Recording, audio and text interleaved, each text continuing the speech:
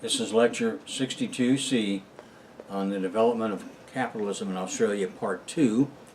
And I'm going to skip over the recap. You'll see it in the book when we get there, and get right to the question of industrialization. The Industrial Revolution and the establishment of the first European settlement in Australia happened roughly at the same time, as steam power was first applied to the problems of pumping water from Northumberland mines and water power to the looms and mills of Lancashire. The first loads of convicts were sent across the globe to what would become Sydney. Now, indeed, the voyage of the First Fleet between 1786 and 1788 itself was characterized by the rational use of scientific knowledge for practical purposes. The great problems of navigation had been solved, and its captains knew where they were going and how to harness the winds to get there. They also knew far more about maintaining the health of their crews and passengers at sea than had been the case in even a couple of decades earlier. Scurvy was almost unknown on the first convict ships, and in general the human cargo of the First Fleet arrived in Sydney in better shape than it left in England. Within a decade of the establishment of the settlement at Sydney, it was starting to acquire the rudiments of a civil society and a free economy. It could not and did not long remain a vast prison. These changes imposed on the new colony the necessity to develop its communication and transportation links and harness the latest technology for the production of wealth. These innovations were not long in coming. Beginning with steam power and roads, in 1813 the first steam mill began operations beside Darling Harbour, just a year after the first turnpike road in the colony from Sydney to Parramatta had been opened. Although New South Wales was the most remote of Britain's colonies and enjoyed the most unsavory reputation because of the largely convict population, quite rapidly it became integrated into the global economic system, which Britain, of course, then dominated. The first sizable export industry of New South Wales was based on whale products, but after the crossing of the Blue Mountains in 1813, the exploitation of the vast interior of the Australian continent became possible, and a pastoral economy began to emerge. Now, there was ranching for export. The wool and hides of Australia's ranch animals enjoyed an excellent reputation.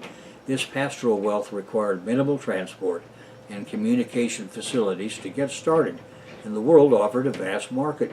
Primitive capital accumulation was the on-hand opportunity, and Australian burgeoning bourgeois adventurers jumped at it.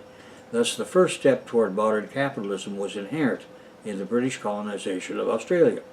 At first, cattle and sheep products could be transported by following the routes used for millennia by the country's indigenous inhabitants. The native peoples had always traded small and valuable goods by foot.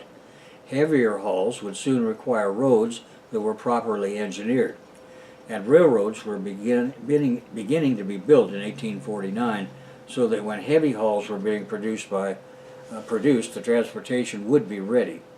In the 1820s, postal services had existed throughout the settled colonial districts. These started with minimal capital investment, requiring nothing more elaborate than saddle and pack horses. Nevertheless, as society advanced and the pastoral industry burgeoned, better transportation technology was needed to cope with the traffic, and again the solution was at hand in the building of railways. Since 1830, steamships had been used in New South Wales waters. As with the new USA, where the exact same pattern was emerging, the first steam mill and steam on the water technology proves the technologically progressive quality of early colonial British society in Australia. In 1850, Australia was one of the world's richest cattle and sheep herding countries, rivaling Gringolandia and Patagonia. By 1860, there were 6 separate colonies with good maritime links between them, each dominated by a capital city, which was also their largest port. Now, the railroads in 1849, construction had gotten underway in Sydney, and for the first lines were opened in 1854. These were in Victoria from Melbourne to Port Melbourne, and in South Australia from Goolwa to Port Elliot. The first railway on which work had begun, the more ambitious project from Sydney to Parramatta, opened in 1855. And then steel. In the 1840s, steel manufacturing was unsuccessfully attempted to produce pig iron and steel in South Australia, Victoria, New South Wales, and Tasmania. But poor quality iron ore, coke, and a lack of local expertise ensured that these were all failures. Therefore, during the Industrial Revolution, Australia imported most of its steel from Britain. Importing steel is expensive and required expensive reworking and maintenance at the receiving end of the supply chain, so the situation remained unsatisfactory for many years. But by 1880, all steel manufacturing projects ended in Australia, and that ending lasted for a quarter century. After 1990, the demand for steel increased as railways and manufacturing industries expanded. Australia's first modern blast furnace then went into production at Ekbak near Lithgow in New South Wales. In 1915, the Broken Hill Proprietary Company, or BHP, opened a steelworks in Newcastle, New South Wales, fueled by coke from local processing and processing iron ore mined in South Australia. Other steelworks opened at Port Kembla in New South Wales in 1921 and Whyalla, South Australia in 1938. The Broken Hill Proprietary Company decision to move from mining ore to opening a steelworks at Newcastle was made possible by a technological resolution of using sulfide ores. These ores were discovered at Iron Knob and Iron Monarch near the western shore of the Spencer Gulf in South Australia. And a BHP metallurgist named A.D. Carmichael invented his technique for separating zinc sulfides from the accompanying earth and rock, and this led BHP to implement a startlingly simple and cheap process for liberating vast amounts of valuable metals from sulfide ores, and this included the huge heaps of tailings and slimes up to 40 feet high. Now, gold provides finance. In February 1851, Edward Hammond Hargraves discovered gold in Australia. He had been prospecting near Bathurst in New South Wales.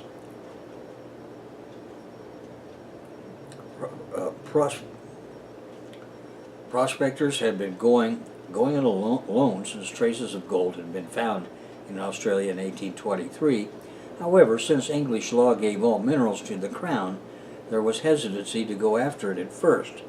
Then the California gold rush, combined with the periodic capitalist unemployment phenomenon, sent many men and women into the Australian Mount Alexander goldfields. The Crown was a long ways away, and Australians could do what the Yankees had done and kick the redcoats in the ass. Simultaneously with the beginning of Australia's railway age came the gold rushes in both New South Wales and the new colony of Victoria. In May 1852, the Mount Alexander news reached London and Glasgow. It was followed shortly by 6 Australian ships carrying 8 tons of gold. So all of a sudden, young people from the Americas, Europe, and China were getting to Australia any way they could. On the Sunday, the 3rd of December 1854, violence against the Crown erupted at Ballarat, Eureka, where miners hoisted their own flag, declaring de facto independence. Early that morning, British soldiers and police attacked a stockade built on Eureka that held some of the aggrieved diggers. In a short fight, at least 30 miners were killed and an unknown number were wounded. The Crown admitted to losing 5 soldiers killed and 12 wounded from the 12th and 40th regiments. The miners won because the Crown could not sustain a protracted war. Within weeks, London authorized sweeping changes to the administration of Victoria's goldfields, and these included the abolition of the license, reforms to the police force, and voting rights for miners holding a miner's right title deed to claims. Visiting author Mark Twain later characterized the Battle of Eureka as, quote, the finest thing in Australian history. It was a revolution, small in size, but great politically. It was a strike for liberty, a struggle for principle, a stand against injustice and oppression. It is another instance of a victory won but by a lost battle. By 1859, the colony of Victoria's population had grown to 530,000 from the 1850 figure of 76,000. Conflicts over claims and licenses had arisen immediately in the crowded goldfields, but now there was a lawful way to resolve them. Union halls and labor councils. In the 1800s, most Victorians worked 14 hours a day, 6 days a week. There was no sick leave, no holiday leave, and employers could sack employees at any time. On 18th of August, 1855, the Stonemasons Society in Sydney issued an ultimatum to employers. In 6 months' time, Masons would only work an 8-hour day. However, the Union pie cards could not contain worker enthusiasm. Workers on the Holy Trinity Church in Argyle Cut and at the Evangelical Mission to Seafarers in Lower George Street decided not to wait, and they went on strike. They won the 8-hour day and celebrated with a victory dinner on October 1st, 1855. On the 21st of April, 1856, stonemasons led by Cooper Bridges on building sites around Melbourne stopped work and marched from the University of Melbourne to Parliament House to achieve an 8-hour day. Their direct action protest was a success, and they became among the first organized workers in the world to achieve the 8-hour day with no loss of pay. During the 1856 Melbourne Trades Hall Committee was formed and received a grant of land to build the Melbourne Trades Hall, which was completed in 1859. What they mean by Trades Hall is what we call a labor council hall in the U.S., where a person goes, gets registered, and then can get a job. In 1859, the Melbourne Trades Hall opened. Afterwards, trades and labor councils and trades halls opened in all cities and most regional towns over the next 40 years. In 1871, the Trades and Labor Council of Sydney was formed by 8 unions. In 1871 and 1875, proletarian militancy forced the capitalists to legalize trade unions. And between 1888 and 1895, the Sydney Trades Hall was built. The Union Trades and Labor Council of Australia has a history dating back to 1884. The Sydney Trades Hall was built between 1888 and 1895, and the United Trades and Labor Council of South Australia has a history dating back to 1884. So they were on their way. No sooner were new technologies invented than Australians were using the electric telegraphs, telephones, cable and electric trams, and gas and electric lighting. The establishment of subsidized mail steamship services between England and the Australian colonies in the 1850s brought regular and affordable postal communications across the globe to everyone. Sydney and Melbourne suddenly became cities with facilities to rival those of Pittsburgh. The Australian colonies embraced the new technology with enthusiasm, and in 1872 the overland telegraph and its onward submarine cable connections through Asia and Europe brought almost instant communication between Australia and the rest of the world. Gold gave a huge psychological as well as financial boost to Australia, culminating in the boom of the 1880s. Then the basic infrastructure of Australia's modern cities and railways, as we know them today, were in place. Now I come to the 1890s great strikes, fight and flight. During the 1880s, trade unions developed among wool shearers, miners, and stevedores, or wharf workers, but soon spread to cover almost all blue-collar jobs. Shortages of labor led to high wages for a prosperous, skilled working class whose unions demanded and got an 8-hour day and other benefits unheard of in Europe. Australia gained a reputation as the working man's paradise. As the craft union movement broadened, less skilled and rural workers began to organize also. Australia witnessed an explosion in worker resistance to capitalist exploitation in a great number of strikes in the 1890s, beginning with the 1890 maritime strike that saw the capitalists using the army to attack strikers. Then there was the 1891 Shearer strike that was broken after 13 union leaders were convicted of sedition and conspiracy. The 1892 Broken Hill miners' strike collapsed after several strike leaders were arrested and imprisoned for unlawful conspiracy and inciting riots. Workers fought to defend the mines from imported labor.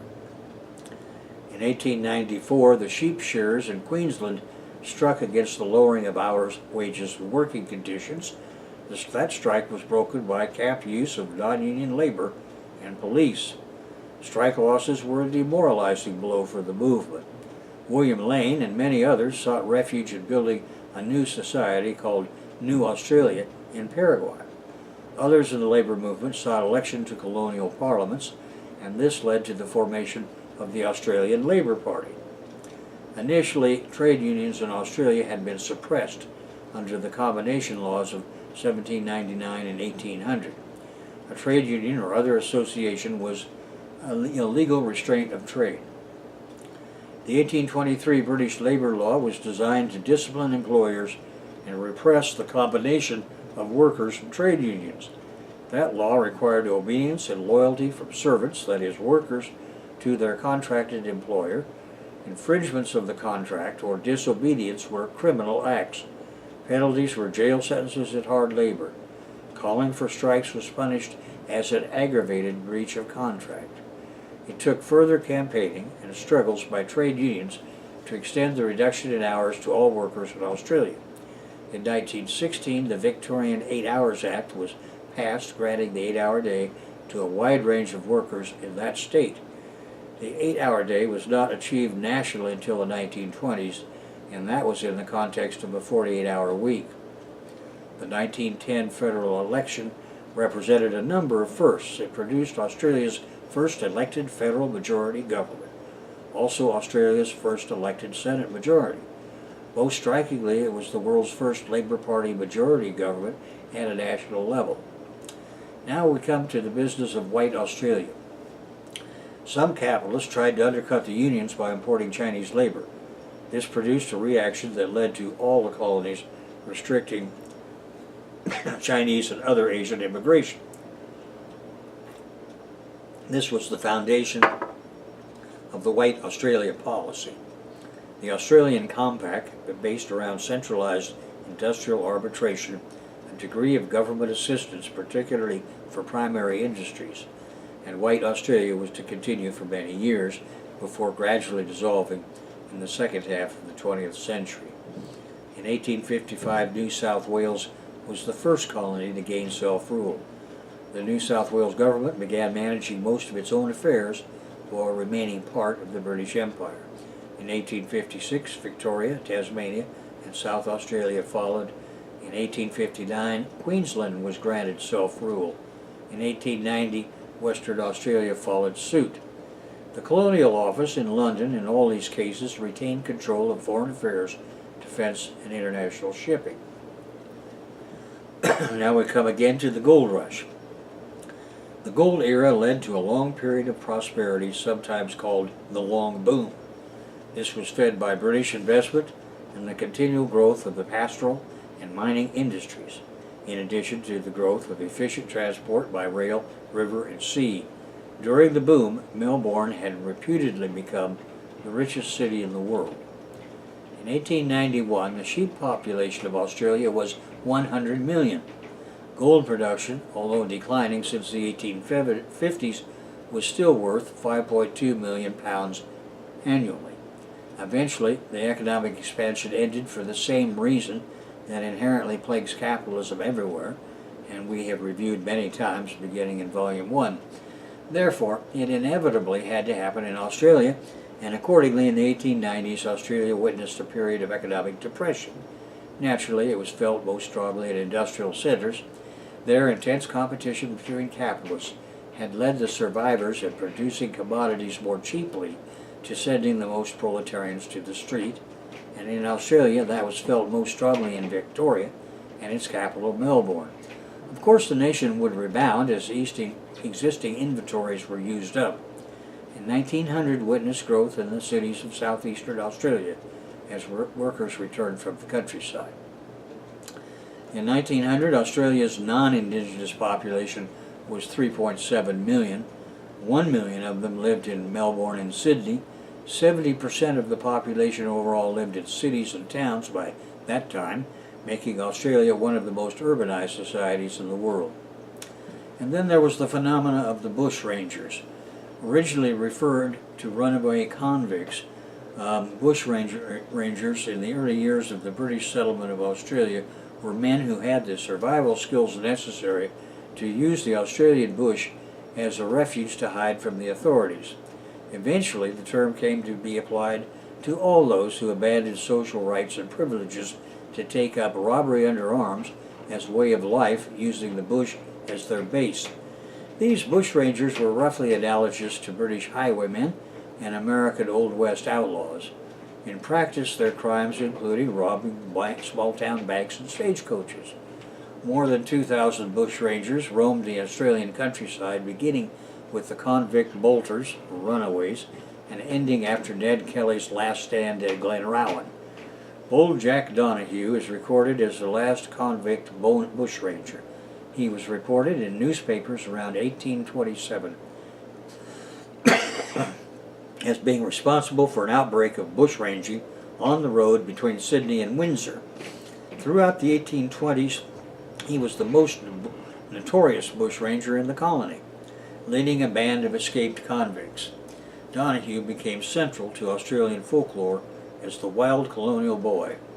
Bushranging was common on the mainland, but Van Diemen's Land, or Tasmania, produced the most violent and serious outbreaks of convict bushrangers. Hundreds of convicts were at large in the bush, farms were abandoned, and martial law was proclaimed. The indigenous outlaw Mosquito defied colonial law, attacking settlers.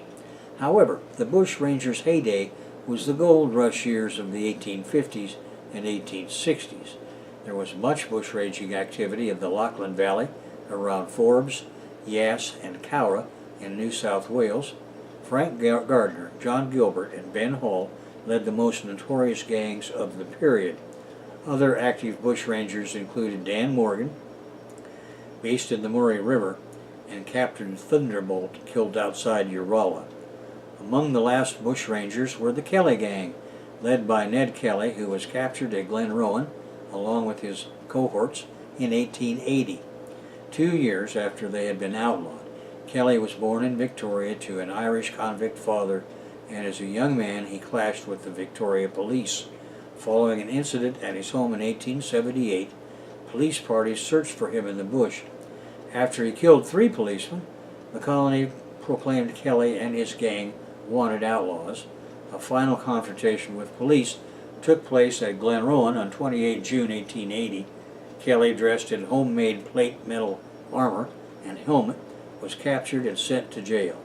He was hanged for murder at Old Melbourne Jail in November 1880. Bushrangers such as Ned Kelly represented themselves as political rebels.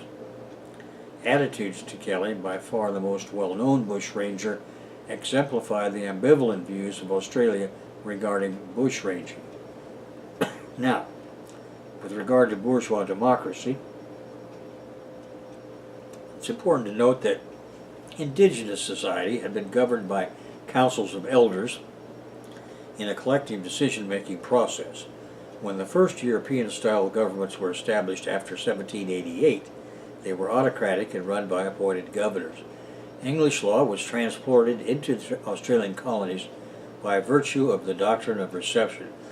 The colonists thus brought notions of rights and processes established by the Magna Carta and the 1689 Bill of Rights from Britain. Accordingly, agitation for representative government began soon after the settlement of the colonies. In 1825, the oldest legislative body in Australia, the New South Wales Legislative Council, was created. It was an appointed body advising the New South Wales governor. In 1835, William Wentworth established the Australian Patriotic Association as Australia's first political party. Its main demand was for democratic government for New South Wales. The reformist Attorney General John Plunkett sought to apply Enlightenment principles to government, and he extended jury rights to emancipists, then by extended legal protection to convicts, assigned servants, and Aborigines. Plunkett twice charged with the colonist perpetrators of the Myall Creek massacre of Aborigines with murder. This resulted in a conviction. His landmark Church Act of 1836 disestablished the Church of England and established legal equality between Anglicans, Catholics, Presbyterians, and later Methodists. In 1840, the Adelaide City Council and the City Sydney City Council were established. Men who possessed £1,000 worth of property were able to stand for election, and wealthy landowners were permitted 4 votes each in all elections. In 1843, Australia's first parliamentary election was conducted for the New South Wales Legislative Council, again with voting rights for males only tied to property ownership or financial capacity. Voter rights were further extended in New South Wales in 1850, and elections for legislative councils were held in the colonies of Victoria, South Australia, and Tasmania. By 1850, there was a strong desire for representative and responsible government in the colonies of Australia. It accelerated after the democratic spirit of the goldfields became evident at the Eureka Stockade, and the ideas of the Great Reform movement sweeping Europe, the United States, and the British Empire arrived. The end of convict transportation accelerated reforms in the 1840s and 1850s. The 1850 Australian Colonies Government Act was a landmark, granting representative constitutions to New South Wales, Victoria, South Australia, and Tasmania. The colonies enthusiastically set about writing constitutions that produced democratically progressive parliaments, and these constitutions maintained the role of the colonial upper houses as representatives of social and economic interests. All established constitutional monarchies with the British monarch as the head of state. Now, in 1855, London granted limited self-rule to New South Wales, Victoria, South Australia, and Tasmania. An innovative secret ballot was introduced in Victoria, Tasmania, and South Australia in 1856, in which the government supplied voting paper containing the names of candidates, and voters could select their candidate in private. This system was adopted around the world, becoming known as the Australian ballot. 1855 also saw the granting of the right to vote to male British subjects 21 years or over in South Australia. This right was extended to Victoria in 1857 and New South Wales the following year. The other colonies followed until in 1896 Tasmania became the last colony to grant universal male suffrage. In 1861, propertied women in the colony of South Australia were granted the vote in local but not parliamentary elections. In 1884, Henrietta Dugdale formed the first Australian Women's Suffrage Society in Melbourne. In 1895, women in South Australia were among the first in the world to attain the vote and were the first to be able to stand for Parliament. This was the first legislation in the world permitting women also to stand for election to political office. In 1897, Catherine Helen Spence became the first female political candidate for political office, unsuccessfully standing for election as a delegate to the Federal Convention on Australian Federation. In 1899, Western Australia granted voting rights to women. Indigenous Australian males gained the right to vote when Victoria, New South Wales, Tasmania, and South Australia gave voting rights to all British subjects over 21. Of course, exercising that right was a lethal endeavour. Only Queensland and Western Australia barred Aboriginal people from voting altogether. In 1901, some Indigenous men and women voted in some jurisdictions for the first Commonwealth Parliament.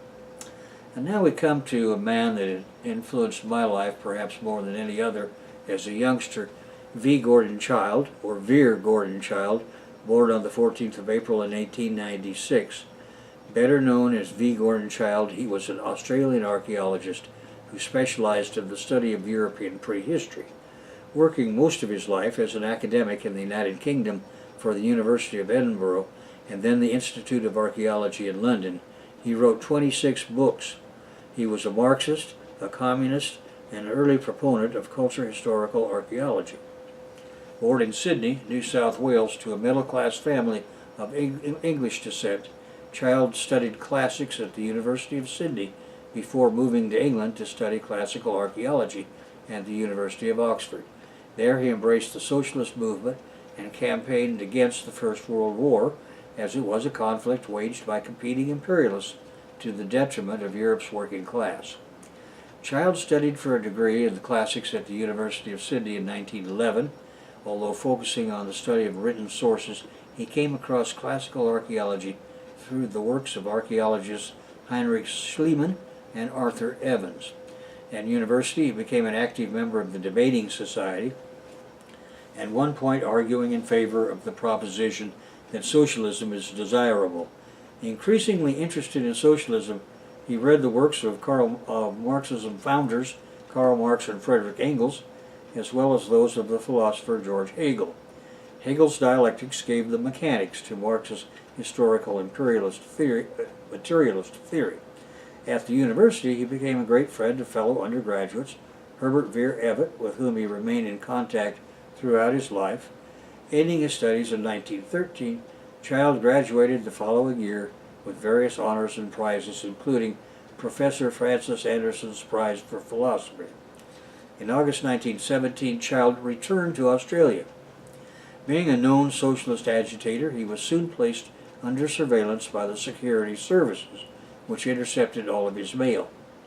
The October Bolshevik Revolution in Russia scared the living shit out of the secret police everywhere, and Australia was no exception. In 1918, Child took up the post of senior resident tutor at St. Andrew's College, Sydney University. He got involved in Sydney's socialist and anti-conscription movement. In Easter 1918, he spoke at the Third Interstate Peace Conference, organized by the Australian Union of Democratic Control for the Avoidance of War. This group was opposed to the plans by Prime Minister Billy Hughes in the centre-right Nationalist Party of Australia to introduce conscription. The conference had a prominent socialist emphasis, and its report argued that the best hope for the end to international war was the abolition of the capitalist system. News of Child's participation reached the principal of St. Andrew's College. Under pressure from the university authorities, he forced Child to resign despite opposition from the staff. With his good academic reputation, several staff members provided him with work as a tutor in ancient history in the Department of Tutorial Classes. In the event, he was prevented from doing so by the Chancellor of the University, Sir William Cullen, who feared the Child would propagate socialism to his students, which of course he would have done. The infringement of Child's civil rights was condemned in the leftist community, and the issue was brought up in Parliament of Australia by the centre-left politicians William McKell and T.J. Smith. Child moved to Marlborough, Queensland in October 1918 and took up employment teaching Latin at the Marlborough Grammar School. Here, too, his political affiliations became known, and he was subject to an opposition campaign from local conservative groups and the Marlborough Chronicle, resulting in abuse from disobedient pupils, and he soon resigned. Realizing that the right-wing university authorities would bar an academic career to him, Child turned to getting a job within the leftist movement. So in August 1919, he became private secretary and speechwriter to politician John Story, a prominent member of the centre-left Australian Labour Party, then in opposition to New South Wales nationalist government. Representing the Sydney suburb of Balmain on the New South Wales Legislative Assembly, Story became state premier in 1920, when Labour achieved an electoral victory there. Working within the Labour Party allowed Child to gain an unrivaled grasp of its structure and history, enabling him to write a book on the subject called How Labour Governs in 1923. The greater his involvement, the more Child became critical of the Australian Labour Party. He knew that it betrayed the socialist ideals once it gained political power and moved to a centrist pro-capitalist stance. He joined the Industrial Workers of the World, which in Australia served mostly as a center of radical laborers within existing unions, and at the time was banned by the government as a political threat. In 1921, Child was sent to London by Story in order to keep the British press updated about the developments in New South Wales. Then in December, Story died under mysterious circumstances, and a few days later, the New South Wales elections restored a nationalist government under the premiership of George Fuller, and Fuller thought Child's job was unnecessary and in early 1922 canceled his employment. Now, unable to find an academic job in Australia, Child remained in Britain, renting a room in Bloomsbury, central London. And there he started a new career under the watchful eye of MI5. But they soon realized that whatever he was doing had nothing to do with making trouble for them. In reality, he was spending his time studying what was published in various languages about the prehistory of Europe at the British Museum and the Royal Anthropological Institute Library. As an active member of the London Socialist movement, he associated with leftists at the 1917 Club in Gerrard Street, Soho. He befriended members of the Marxist and Communist Party of Great Britain and contributed to their publication Labour Monthly. MI5 did not give a shit about left-wingers' theoretical work. All they cared about were agitators stirring up workers to go on strike. It was the same way when I went to London in June of 1961. MI5 followed me everywhere, and even onto the jet heading back to Pisa at the end of my month-long visit. But as worried as they might have been about me, having conversations with Victor Feather of the Trade Union Congress and Michael Foot in the House of Commons restaurant, or with leaders of the Communist Party of Great Britain, as long as it was just talk, they didn't really care very much.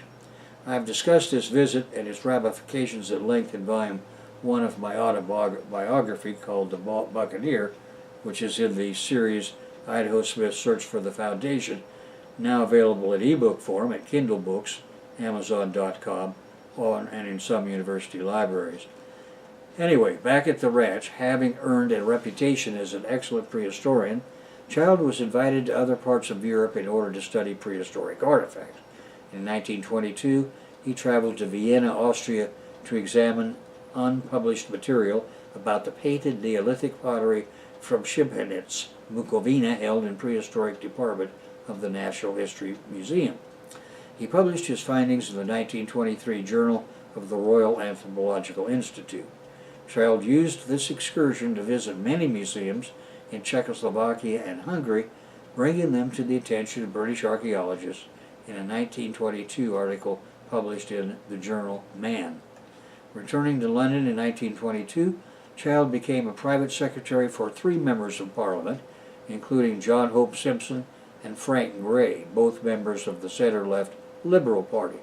Supplementing this income, Child worked as a translator for the publishers Keegan, Paul, Trench, Tribner and Company, and occasionally lectured in prehistory at the London School of Economics.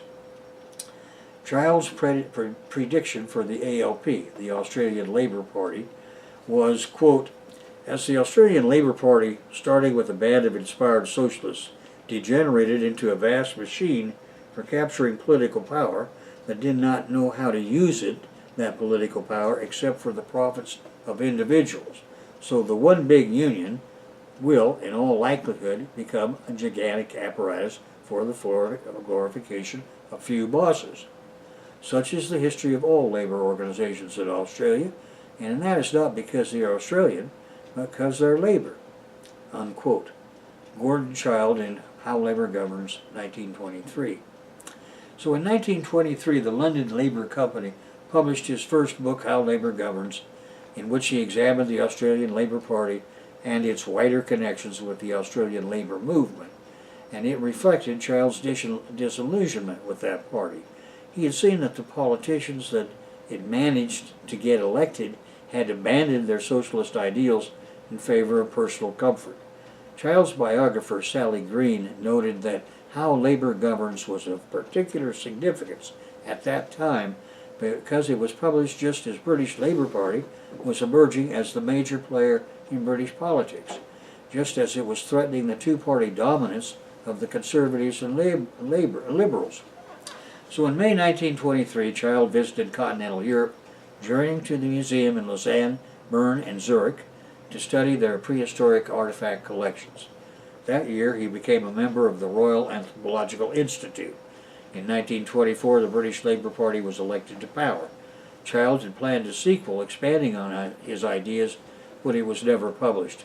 In 1925, Keegan, Paul, Trench, Tribner and Company published Child's second book, The Dawn of European Civilization, in which he synthesized the varied data about European prehistory that he had been exploring for many years. An important work, it was released when the few archaeologists across Europe were amateurs and focused purely on studying their locality. The dawn of European civilization was a rare example that looked into the larger picture across the continent. Its importance was also because it introduced the concept of the archaeological culture into Britain from continental scholarship, thereby aiding in the development of culture historical archaeology. Child later stated that the book aimed at distilling from archaeological remains a pre-literate substitute for the conventional politico-military history with cultures, instead of statesmen as actors and migrations in place of battles. In 1925, the Royal Anthropological Institute offered him one of the only archaeological jobs then available in Britain, and he became their librarian, in doing so cementing connections with scholars across Europe. This job meant that he came into contact with many of Britain's archaeologists, of whom there were relatively few during the 1920s. He developed a great friendship with O.G.S. Crawford, the archaeological officer to the Ordnance Survey, influencing the latter's move toward socialism and Marxism. In 1926, Child published a successor, The Aryans, A Study of Indo-European Origins. That book explored the theory that civilization diffused northward and westward into Europe from the Near East via an Indo-European linguistic group known as the Aryans. With the ensuing racial use of the term Aryan by the German Nazi Party, Child avoided further mention of this early book. Child proposed that man makes himself. That was the title of the book that was on all the newsstands when I was a youngster, with technological innovation as the driving force. His concept of diffusion was constrained to the idea that people would become aware of things they could accept within their technological inventory, and to that degree, cultural traits would spread from one society to another. And so with that, I'm going to conclude this lecture on the final lecture on the development of capitalism in Australia. And we will then move on in the next lecture to Australia Beats Bolshevism.